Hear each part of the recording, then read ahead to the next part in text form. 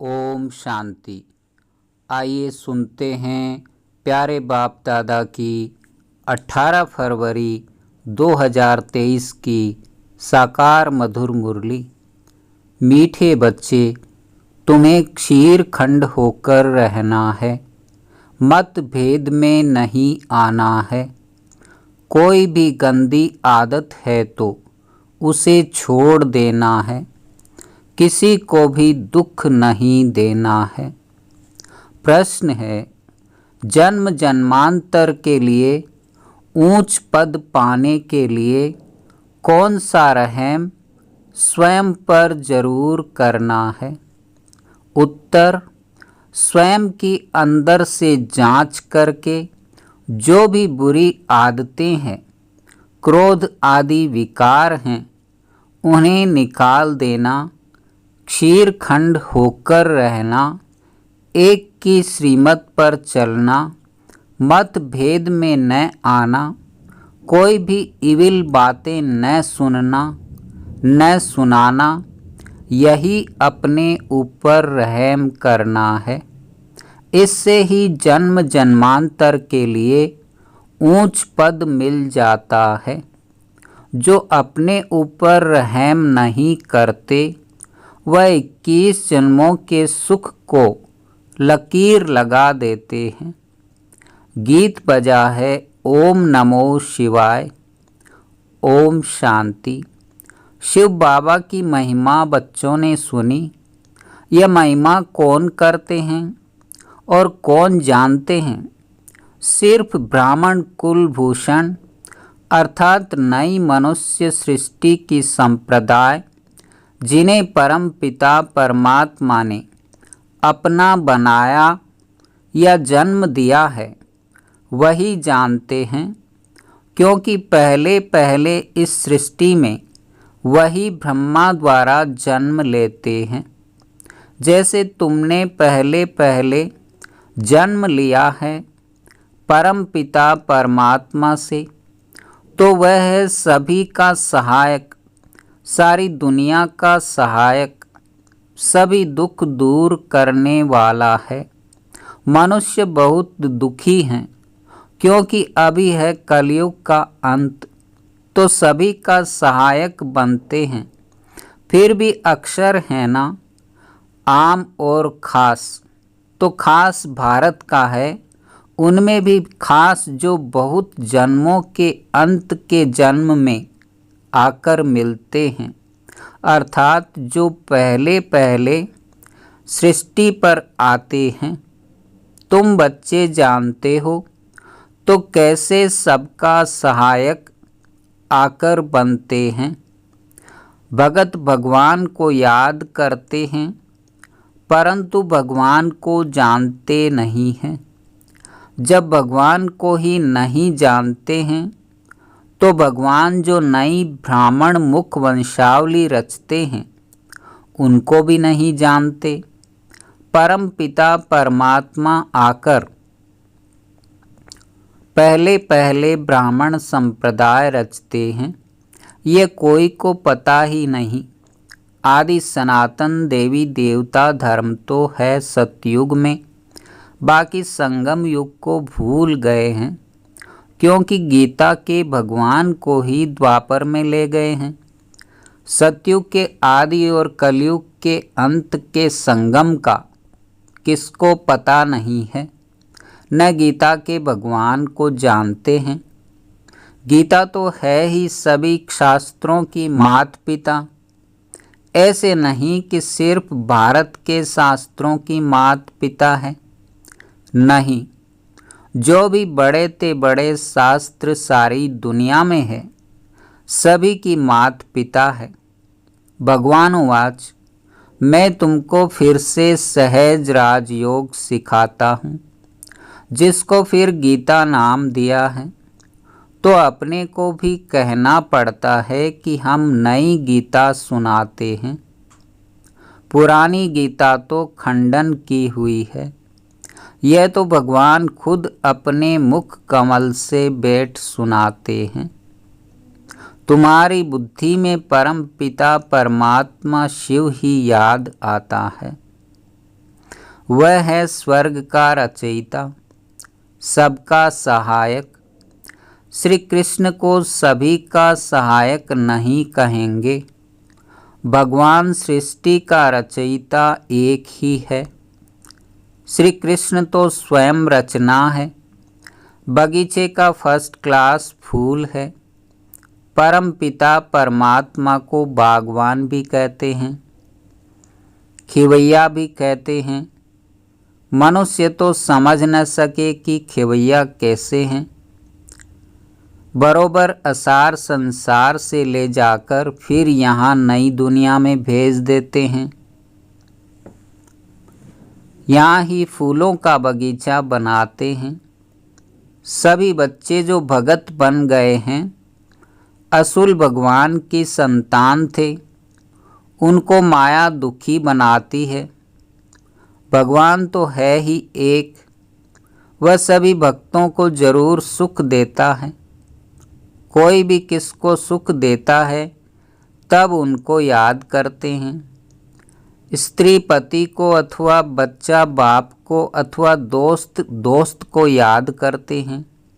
जरूर उसने सुख दिया होगा। भाई से भी दोस्त प्यारा होता है क्योंकि सुख देते हैं। तो सुख देने वाले को ही याद किया जाता है। अभी सारी सृष्टि के मनुष्य भगत हैं। मनुष्य के ही 84 जन्म गाए हुए हैं। कुत्ते बिल्ली के 84 जन्म नहीं कहेंगे। गाया भी गया है कि आत्मा परमात्मा अलग रहे। इस समय मेला होता है। परम पिता परमात्मा सभी बच्चों के बीच आते हैं। महफिल लगी हुई है ना। एक होती है सुख की महफिल, दूसरी होती है दुख की। सतयुग में है सुख की महफिल, यहाँ तो दुख की कहेंगे। कोई मरते हैं तो भी दुख की महफिल लग जाती है। कोई बड़ा आदमी मरता है तो शोक में झंडा नीचे कर देते हैं। तो दुख की महफिल हुई ना। भगत बहुत दुखी होते हैं तो भगवान को याद करते हैं, परंतु उनको जानते बिल्कुल नहीं। कहते भी हैं उसने पैदा किया, आखिरीन भी उनको जानेंगे या नहीं। अंत में गायन करते हैं, हे भगवान तेरी लीला अपरम अपार है। महिमा गाई हुई है। तुम जानते हो बाप नहीं होता तो सृष्टि चक्र का राज कौन समझाता। कौन हमको चक्रवर्ती बनाता। अब संगम पर तुम सदा के लिए दुख से छूटने का प्रयत्न कर रहे हो। संगम युग कोई बड़ा नहीं है। अपना यह नया जन्म है। यह छोटा सा युग है हम बच्चों के पुरुषार्थ के लिए। बड़ा इम्तिहान है। इनकी सब्जेक्ट सभी इम्तिहानों से न्यारी है। 5 विकारों पर जीत पानी है। बहुत मनुष्य कहते हैं पवित्र रहना तो असंभव है। गृहस्थ व्यवहार में रहते हुए माया को जीतना तो बड़ा मुश्किल है। समझते हैं ऐसा उस्ताद तो मिल न सके। सन्यासी भी घर बार छोड़ने बिगर पवित्र रह नहीं सकते। तो बाप इस माया पर जीत पाने की युक्ति बताते हैं, जैसे कल्प पहले भी सिखाई थी। जब बाबा सिखाते हैं तब हम भगत से ज्ञानी बनते हैं। इसको ही भारत का प्राचीन ज्ञान और योग कहा जाता है। इसको दुनिया में कोई भी नहीं जानते।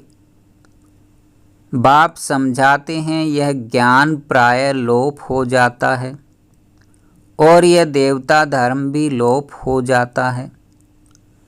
ड्रामा में ही ऐसा है। जब प्राय लोप हो जाए, सृष्टि दुखी हो, तब तो भगवान आकर फिर से स्थापन करे। यह भी कोई को पता नहीं कि कलयुग की आयु कब पूरी होती है। तुम ही बाप को और इस ड्रामा के आदि मध्य अंत को जानते हो। देखने में कितने साधारण हो कुब्जाएं अहिल्याएं, परंतु नॉलेज कितनी ऊंची है। अपने सारे 84 जन्मों के चक्र को तुम जानती हो। थोड़ा भी कोई याद करे तो भी अच्छा, परंतु कोई प्रश्न पूछे और उत्तर देना न आए तो बोलना चाहिए कि हम अभी पढ़ रहे हैं, हमसे बहुत तीखे हैं, वह आपको अच्छी रीति समझा सकेंगे। अपना अहंकार नहीं रखना चाहिए, कह देना चाहिए हमारी बड़ी बहन जी बहुत तीखी हैं, आप फिर कोई समय आना तो वह समझाएंगी। समझो कोई ऐसा प्रश्न निकलता है तो तीखी भी उसका उत्तर नहीं दे सकती, तो बोलना चाहिए हम सब पढ़ रहे हैं, अंत तक पढ़ते रहेंगे, गुह्य से गुह्य नॉलेज सुनते रहेंगे। यह पॉइंट अभी हमको समझाई नहीं गई है। यह तो ज़रूर है इतना समय जो पड़ा है तो ज़रूर अजून गुह्य पॉइंट रही हुई है जो सुनाते रहेंगे। स्कूल में भी धीरे धीरे पढ़ाया जाता है, ऐसे थोड़े ही एक ही दिन में सारी नॉलेज मिल जाती है। वैसे यहाँ भी पढ़ाई में योग लगाने में, आप समान बनाने में समय लगता है। बाप दिन प्रतिदिन सहज कर समझाते हैं। भगवान एक है, उनको ही सब याद करते हैं। भगवान ही हेवन स्थापन करते हैं, तो जरूर देवता बनाने के लिए संगम पर ही राजयोग सिखलाएंगे। तो मेहनत भी ऐसे चाहिए, जब पाप खत्म हो तब तो विजय माला का दाना बने, टाइम लगता है। यह है सुहावना संगम का मेला। समझाना है सारी दुनिया के मनुष्य भगत हैं, साधना करते हैं भगवान के लिए कि वह परमात्मा आकर सभी को वापस ले जाएं, मुक्ति जीवन मुक्ति का ज्ञान दे देवें, देवता धर्म की स्थापना करें। सन्यासी तो समझते हैं सुख काग विष्टा समान है, सो तो जरूर इस दुनिया का सुख ऐसा है, परंतु क्या भारत में कभी सुख नहीं था? सन्यासी तो पसंद करते हैं मुक्ति को, वह कभी जीवन मुक्ति का ज्ञान दे न सके।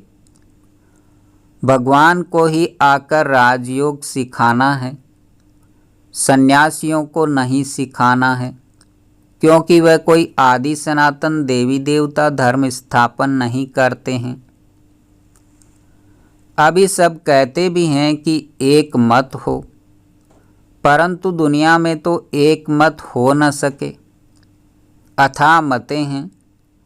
माता पिता भाई बहन काका मामा आदि सभी अनेक मत देने वाले हैं, अब उन पर नहीं चलना है, एक की ही श्रीमत पर चलना है। भगवान आकर एक श्रीमत देते हैं तो फिर एक मत की राजधानी हो जाती है। देवी देवताएं सदैव क्षीर खंड रहते हैं, यहाँ तो बहुत लड़ते झगड़ते रहते हैं। शास्त्रों में भी है कि कौरव पांडव दिन में लड़ते थे, रात को क्षीर खंड हो जाते थे। यहाँ भी बच्चे समझते हैं कि हमारे में क्रोध का अंश आ गया, बाबा हम आपसे माफ़ी मांगते हैं। तो तुमको भी देखना चाहिए, सारे दिन में किसको दुख तो नहीं दिया, किससे मतभेद में तो नहीं आए, किससे इविल तो नहीं बोला जिससे कोई को दुख हुआ हो। इविल तो कभी नहीं सुनना चाहिए। ऐसा कुछ देखा सुना तो बाप को बतलाना चाहिए। बाप ही बच्चों को सब समझाते हैं, नहीं तो आदत पक्की हो जाए। कोई में कोई भी गंदी आदत है तो छोड़ देना चाहिए, नहीं तो पद भ्रष्ट हो पड़ेंगे। बादशाही के आगे प्रजा के नौकर चाकर गरीब कहेंगे ना। यह मज़दूर लोग क्या हैं, वहाँ भी मकान बनाने वाले तो होंगे ना। तो बाप समझाते हैं कभी लून पानी नहीं होना चाहिए। क्रोध करना बहुत बुरा है, जन्म जन्मांतर के सुख को लकीर लग जाती है। अपने ऊपर रहम करते रहो। ज्ञान मार्ग में मैनर्स बहुत अच्छे चाहिए। 5 भूतों को भगाते रहो। बाप श्रीमत देते हैं और क्या करेंगे। बहुत लिखते भी हैं कि बाबा हमारा क्रोध छूट गया है, बीड़ी पीना आदि गंदी आदतें छूट गई है। तो गोया अपने पर रहम किया ना। अब हेवनली गॉड फादर स्वर्ग का पद प्राप्त कराने हमको पढ़ा रहे हैं। ऐसा बुद्धि में आता है।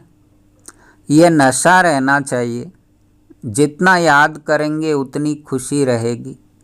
भल भगवान को सभी तो नहीं जानते, परंतु न जानते भी कल्याण तो सभी का होना है। सभी को यह पता पड़ जाए कि भगवान आया है तो यहाँ भीड़ मच जाए। चींटियों मिसल आकर इकट्ठे हों, मिल भी न सकें। इसलिए बड़ा कायदे से यह ड्रामा बना हुआ है। अच्छा, मीठे मीठे सिखी लदे बच्चों प्रति माता पिता बाप दादा का याद प्यार और गुड मॉर्निंग। रूहानी बाप की रूहानी बच्चों को नमस्ते। धारणा के लिए मुख्य सार।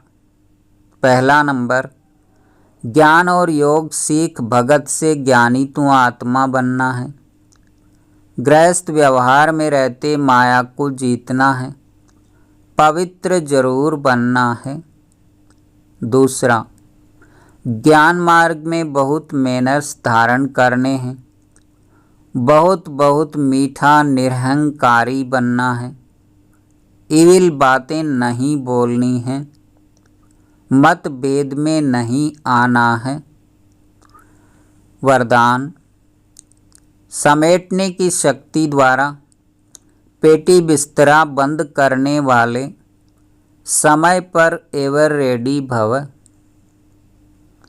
एवर रेडी उसे कहा जाता जो समेटने की शक्ति द्वारा देह के संबंध, पदार्थ, संस्कार सबका पेटी बिस्तरा बंद करके तैयार हो।